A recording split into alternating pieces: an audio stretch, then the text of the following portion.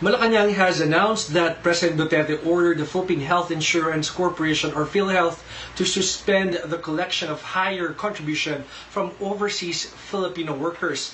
It addresses days of complaints and protests on social media that the policy is insensitive to the plight of OFWs that have taken a hit from the COVID-19 crisis.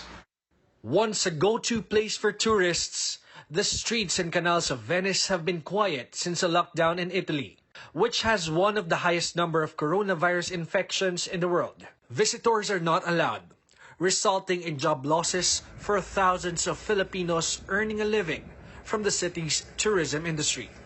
Ngayon po, marami nga pong nahihirapan na nating mga kababayan dito. Wala po silang kinikita. Actually, dito po sa lugar dito, nakakaramdam na po rin talaga ang karamihan nating mga kababayan ng krisis. The Filipino community, through the help of the church and the Italian government, are providing relief packages for Filipinos who lost their jobs. But the workers were surprised to learn that they need to shell out more for the government's health insurance back home amid the COVID-19 crisis. From the annual 2,400 pesos, OFWs should now contribute 3% of their monthly salary for PhilHealth this year. This means an OFW earning 20,000 pesos per month should contribute to PhilHealth 600 pesos per month or 7,200 pesos per year. It can go as high as 21,600 pesos if the OFW is earning 60,000 and above. The fees will still rise by 0.5% point per year until it reaches 5% by 2024. PhilHealth explains this rate is based on the Universal Healthcare Law that President Duterte signed in 2019. The Universal Healthcare Law aims to provide equitable access to quality and affordable healthcare services for all Filipinos. Mga OFWs natin, may mga pamilya rito sa Pilipinas.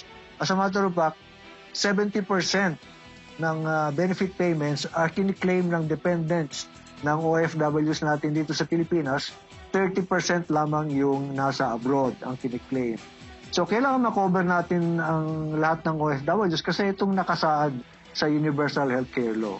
Para sa akin po, maganda po ang hangarin ng ating gobyerno para tulungan ang mga mahihirap dyan sa atin. Pero ang batas nito ay dagdag pasakit at kalbaryo para sa aming mga OFW. For Shainet Kiram, a Filipino worker in Singapore, government insurance contribution should not be based on income. She says OFW spending varies based on the cost of living in the host country. We are so enraged. Siguro with the timing, because we feel that it's very insensitive to release something like that in the midst of pandemic. Contributing is fine for most of us because we know what's the benefit of it. But review again. Don't put a cap like that 3% against what we are earning. Social media are abuzz with criticisms on the PhilHealth contribution increase for OFWs. And an online petition has reached more than 400,000 signatures so far.